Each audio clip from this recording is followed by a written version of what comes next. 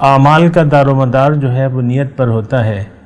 آپ نے اگر زندگی کی نیت دنیا کی کامیابی کو بنا لیا اور دنیا ہی کی طرف رخ کر لیا اپنا، اور نیت دنیا کی کر لی، تو آپ یقین جانیں کہ آخرت میں آپ کا کوئی حصہ نہیں ہے۔ یہ بات نوٹ کر لیں۔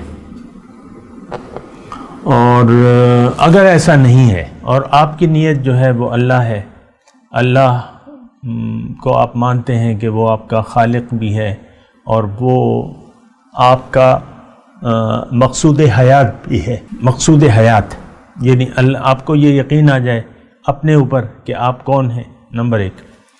پھر آپ کو یعنی اپنے مقصد حیات کا پتہ چل جائے، یعنی یہ پتہ چل جائے کہ اللہ تعالیٰ نے، جو کہ آپ کا رب حقیقی ہے، اس نے آپ کو کیوں پیدا کیا ہے، اور پھر آپ کا جب یقین آ جائے تو آپ رب کو اپنا مقصود بنا لیں اور رب کے راستے پر نبی کے طریقے کے مطابق اگر آپ چلنا شروع کر دیں تو زندگی میں آپ کی زندگی جو ہے وہ یکسر بدل جاتی ہے۔ دیکھیں، نیت کی بات ہے، نیت کی بات ہے۔